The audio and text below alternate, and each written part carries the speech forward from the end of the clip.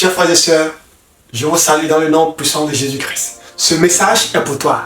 Alors, ne rate pas de l'écouter. Mais avant ce message, chers bien-aimés, permettez-moi de saluer humblement et de reconnaître respectueusement à qui de droit l'honneur. Mon père spirituel, mon papa, je vais nommer Bishop Emeritus Dr. Ken Enyedie Mensah. Merci beaucoup papa pour votre impartation. Merci beaucoup papa pour votre impact dans ma vie. Merci beaucoup papa pour votre gentillesse, pour votre amour dans ma vie. Thank you daddy, thank you my father, Bishop Emeritus Dr. Ken Enyedie Mensah. May God bless you. Thank you for your love, thank you for your kindness, thank you for your goodness, thank you for your care, thank you for everything. Thank you daddy. Amen. I'm grateful and I'm grateful. Thank you daddy. Amen. Merci beaucoup mes frères et sœurs. Alors aujourd'hui nous allons parler de la sagesse, mon frère, ma soeur. La sagesse, qu'est-ce que c'est? D'après la Bible, la sagesse était là avec Dieu depuis la création. Par la sagesse, tout a été créé, mon frère, ma soeur. C'est par la sagesse que tout a été créé. La sagesse a marché avec Dieu. La sagesse est restée et demeurée toujours jusqu'à présent. Dans la Bible, plusieurs versets ont parlé de la sagesse. Surtout le livre de Proverbes. Parmi lesquels je vais te mentionner un. Je suis dans Proverbes, le chapitre 4, du verset 5 au verset 7. Qui dit: mon fils, acquiert la sagesse et l'intelligence. Ne l'abandonne pas, car elle te protégera. La sagesse, elle te protégera. Mon frère, ma soeur, ne soyons pas étonnés que la sagesse était là avec Dieu depuis la création jusqu'à maintenant. Et par la sagesse, nous sommes protégés. Que veut dire ce verset? La sagesse te protégera. Mon frère, on nous dit souvent, si tu es à table avec des adultes, des aînés, sache comment manger, sache comment parler, sache comment rire, sache comment t'exprimer. La sagesse nous apprend à vivre dans la vie. La sagesse nous apprend à diriger. La sagesse nous apprend le leadership. La sagesse nous apprend les bons caractères, les bons comportements. La sagesse nous apprend beaucoup de choses. Mon frère, ma soeur, ne vis pas sans la sagesse. La Bible dit dans Jacques, le chapitre 1er, le verset 5, il dit: si quelqu'un manque de la sagesse, qu'il la demande à Dieu, lui donnera, simplement, sans reproche. Mon frère, ma soeur, nous sommes bénis. Quand je dis nous sommes bénis, c'est-à-dire quoi? Dieu nous a favorisés. Dieu nous a honorés, nous les êtres humains. Parce que c'est que nous avions entre nous une hiérarchie. Alors il dit, si quelqu'un manque de la sagesse, si quelqu'un veut de la sagesse, qu'il en demande et il lui sera accordé.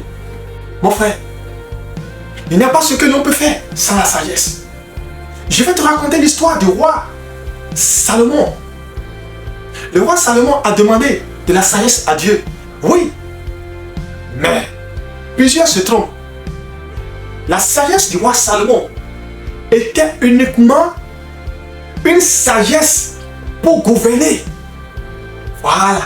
Si vous lisez bien la Bible, vous allez noter que la sagesse du roi Salomon était juste une sagesse de gouvernance.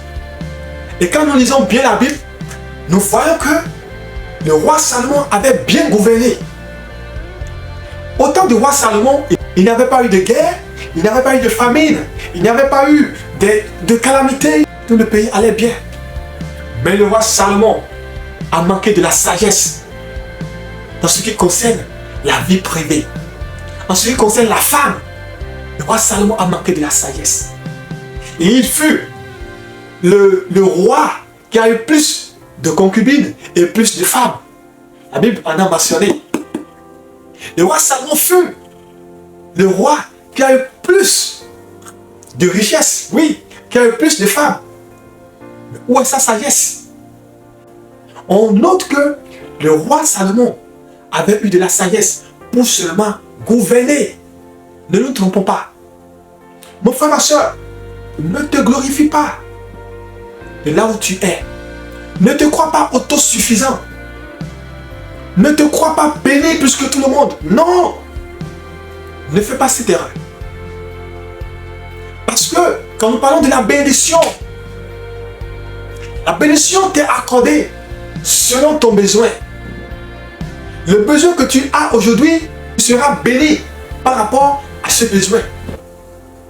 Alors mon frère, il te restera encore beaucoup à faire, beaucoup à demander.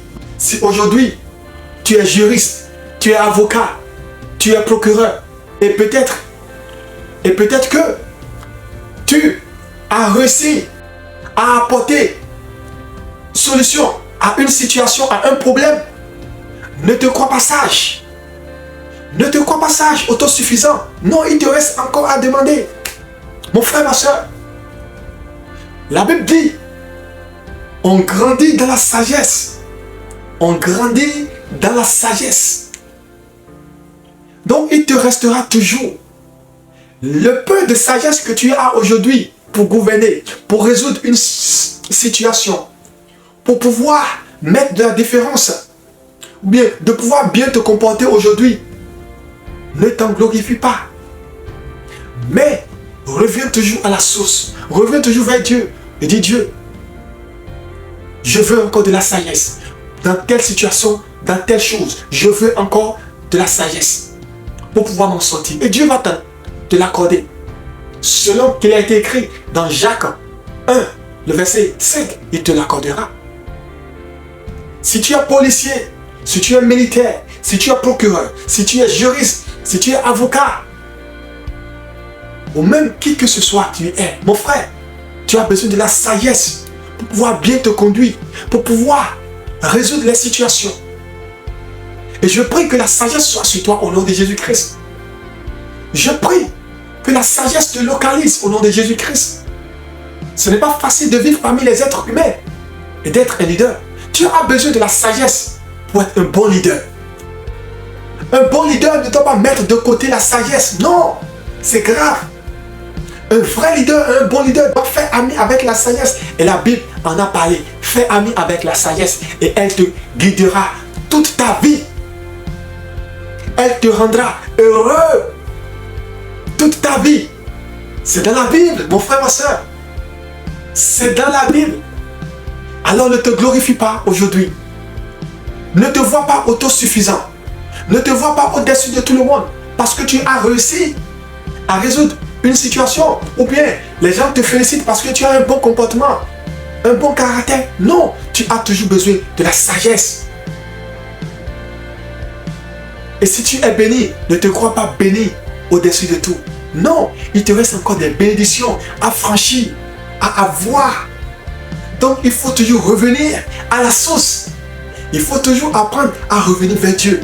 Dis Dieu, Père éternel, voici je reviens encore vers toi, devant toi. Je demande de la sagesse. Je demande d'être béni encore dans cette situation. Je demande d'être béni encore pour telle chose, pour ceci, pour cela. Ainsi soit-il. Et tu pries comme ça, le Seigneur Dieu te l'accordera. Selon qu'il est écrit, il te l'accordera. Sois béni mon frère, ma soeur, sur ce petit message de la sagesse. Tu as besoin de la sagesse. La sagesse. Amen.